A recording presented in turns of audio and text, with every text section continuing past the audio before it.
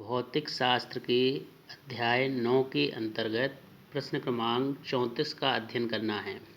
प्रश्न है, लेंस की फोकस दूरी किन किन कारकों पर निर्भर करती है।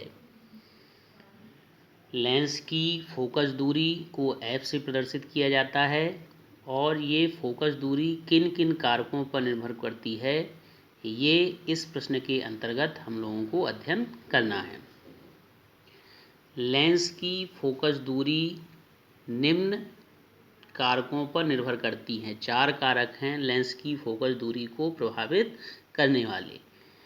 इसके पहले हम लोगों ने लेंस निर्माता का सूत्र जब पढ़ा था तो लेंस निर्माता के सूत्र में इस प्रकार का फॉर्मूला प्राप्त हुआ था, 1/f बराबर म्यू -1 1/r1 माइनस 1/r2। ये इस प्रकार का फॉर्मूला लेंस निर्माता का प्राप्त हुआ था। इसमें जो f है, f क्या है? लेंस की फोकस दूरी है। इस सूत्र की सहायता से हम बता सकते हैं कि कौन कौन से कारक लेंस की फोकस दूरी को प्रभावित करते हैं। f या फोकस दूरी कहाँ लिखी है? बटे में लिखी है, हर में लिखी है। और म्यू कहाँ लिखा है? अंश में लिखा है।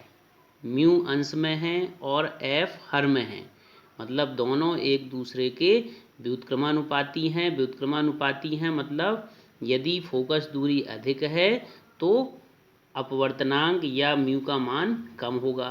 म्यू क्या है? अपवर्तनांक है। तो फोकस दूरी अधिक है तो अपवर्तनांक कम होगा, और यदि फोकस दूरी कम है तो अपवर्तनांक म्यू का मान अधिक होगा, क्योंकि दोनों एक दूसरे के व्युत्क्रमानुपाती हैं।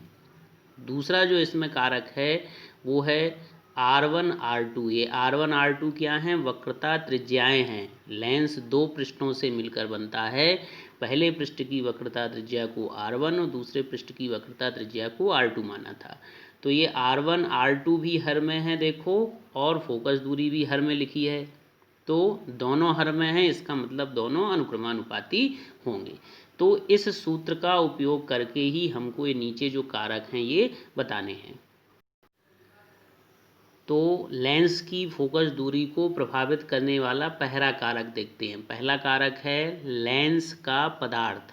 लेंस का पदार्थ माने लेंस किस पदार्थ का बना है, इस पर फोकस दूरी का मान निर्भर करता है। जैसे कि अभी हमने बताया कि लेंस के पदार्थ का जो अपवर्तनांक है वो फोकस दूरी के व्युत्क्रमानुपाती होता है। अभी सूत्र लिखा था ना, तो सूत्र में बताया था मैंने कैसे दोनों एक दूसरे के व्युत्क्रमानुपाती होते हैं।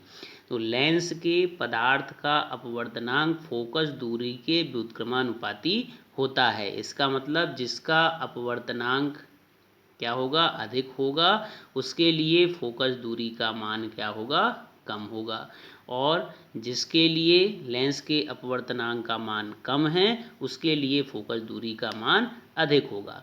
तो इसी कारण से फ्लिंट कांच का यदि वो लेंस बना है, फ्लिंट कांच से यदि वो लेंस बना है तो उस लेंस की फोकस दूरी क्राउन कांच से बने लेंस की फोकस दूरी से कम होती है।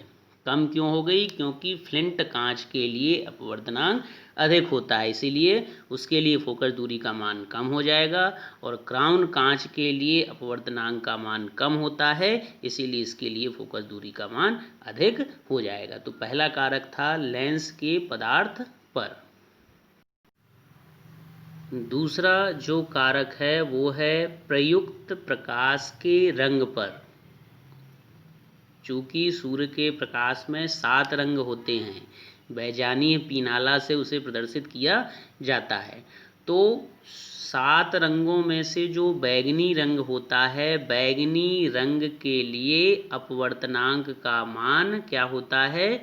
लाल रंग की तुलना में अधिक होता है। जो बैगनी रंग है उसके लिए अपवर्तनांक अधिक, और लाल रंग के लिए अपवर्तनांक क्या होता है? कम होता है। तो जिसके लिए अपवर्तनांक अधिक है मतलब उसके लिए क्या होगा? उसके लिए फोकस दूरी का मान कम होगा। तो बैंगनी रंग के लिए अपवर्तनांक अधिक है, इसीलिए बैंगनी रंग के लेंस के लिए फोकस दूरी का मान कम होता है, किसकी तुलना में? लाल रंग के लिए फोकस दूरी की तुलना में। तो ये दूसरा कारक था प्रयुक्त प्रकाश के रंग पर। तीसरा जो कारक है वो है लेंस के दोनों ओर के माध्यम पर। लेंस के दोनों ओर का माध्यम मतलब लेंस को कहाँ पे रखा गया है, किस माध्यम में रखा गया है, इस पर निर्भर करता है फोकस दूरी का मान। ठीक है, तो लेंस के दोनों ओर के माध्यम पर क्या करता है, फोकस दूरी का मान निर्भर करता है। अब यहाँ पर ध्यान देना है, लेंस को यदि द्रव में डुबा दें तो लेंस को द्रव में डुबाने पर लेंस की फोकस दूरी का मान सदैव क्या हो जाता है, बढ़ जाता है। ध्यान रखना है, ऑब्जेक्टिव टाइप के जो प्रश्न होते हैं उनमें पूछा जाता है कि किसी लेंस को यदि द्रव में डुबा दें तो उसकी फोकस दूरी पर क्या प्रभाव पड़ेगा। तो लेंस को द्रव में डुबाने पर लेंस की फोकस दूरी हमेशा क्या हो जाती है, बढ़ जाती है। तो किस माध्यम में उसको रख रहे हैं लेंस को, इस बात पर निर्भर करता है लेंस की फोकस दूरी का मान। चौथा जो कारक है वो है लेंस के पृष्ठों की वक्रता त्रिज्या। जैसे कि मैंने सूत्र में बताया था R1 R2 होते हैं सूत्र में, तो R1 R2 क्या है, पृष्ठों की वक्रता त्रिज्याएं हैं। तो लेंस के पृष्ठों की वक्रता त्रिज्या R1 व R2 के मान अधिक होने पर फोकस दूरी का मान भी कैसा होता है, अधिक होता है। क्यों होता है अधिक? सूत्र में मैंने बताया था क्योंकि दोनों एक दूसरे के अनुक्रमानुपाती होते हैं, इसलिए जैसे R1 और R2 का मान अधिक है तो फोकस दूरी का मान भी अधिक होगा, और यदि R1 R2 के मान कम हैं तो फोकस दूरी का मान भी कम होगा। ठीक है, तो यहाँ पर ध्यान देना है कि पतले लेंस की फोकस दूरी कैसी होती है, अधिक होती है। पतले लेंस के लिए फोकस दूरी का मान अधिक होता है। क्यों अधिक होता है? क्योंकि पतले लेंस के जो वक्रता पृष्ठ होते हैं उन पृष्ठों की वक्रता त्रिज्याओं के मान अधिक होते हैं, और मोटे लेंस की फोकस दूरी का मान कम होता है। क्यों होता है? क्योंकि मोटे लेंस के जो पृष्ठ होते हैं उनकी वक्रता त्रिज्याओं का मान कम होता है। तो वक्रता त्रिज्या का मान कम है तो फोकस दूरी भी कम होती है, और वक्रता त्रिज्या का मान अधिक है तो फोकस दूरी भी अधिक होती है। तो यहाँ पर ध्यान रखना है, पतले लेंस की फोकस दूरी अधिक और मोटे लेंस की फोकस दूरी कम होती है। तो ये 4 कारक हैं किसी लेंस की फोकस दूरी को प्रभावित करने वाले। अगला प्रश्न जो हम लोगों को पढ़ना है, प्रश्न क्रमांक 35। प्रश्न है लेंसों के उपयोग लिखिए। लेंसों के उपयोग बताना है। लेंसों के प्रमुख उपयोग बताए जा रहे हैं नीचे। पहला जो उपयोग है वो है प्रयोगशाला में रीडिंग लेंस के रूप में उत्तल लेंस का उपयोग किया जाता है। प्रयोगशाला में आप गए हों तो प्रयोगशाला में इस प्रकार का देखा होगा, ऐसे एक फ्रेम रहता है, इस फ्रेम में लेंस लगा रहता है और लेंस को पकड़ने के लिए ऐसा हैंडल लगा रहता है ना। तो इस प्रकार का जो उपकरण होता है उसे रीडिंग लेंस कहा जाता है। तो उस रीडिंग लेंस के रूप में उत्तल लेंस का उपयोग किया जाता है। रीडिंग लेंस का मतलब पढ़ने वाला लेंस। प्रयोगशाला में जब हम प्रयोग करते हैं तो उसमें जो छोटे छोटी रीडिंग जो होती हैं, छोटे छोटे जो उसमें मान रहते हैं, उन मानों को पढ़ने के लिए इस लेंस का उपयोग किया जाता है, इसलिए इसको रीडिंग लेंस कहते हैं। तो रीडिंग लेंस के रूप में उत्तल लेंस का उपयोग प्रयोगशाला में किया जाता है। दूसरा जो उपयोग है वो है घड़ी साज जो होते हैं। घड़ी साज मतलब घड़ी सुधारने वाले जो होते हैं, वो छोटे छोटे पुर्जों को देखने के लिए इस उत्तल लेंस का उपयोग करते हैं। ठीक है, तीसरा जो उपयोग है वो है दृष्टि दोषों के निवारण हेतु लेंसों का उपयोग किया जाता है। दूर दृष्टि दोष, निकट दृष्टि दोष, दृष्टि वैषम्य, इस प्रकार के जो दोष होते हैं, इन दोषों के निवारण के लिए अलग अलग लेंसों का उपयोग किया जाता है। चौथा जो उपयोग है वो है प्रकाशिक यंत्र जैसे कि कैमरा, सूक्ष्मदर्शी और दूरदर्शी आदि में लेंसों का उपयोग किया जाता है। तो ये 4 मुख्य उपयोग हैं किसके? लेंसों के।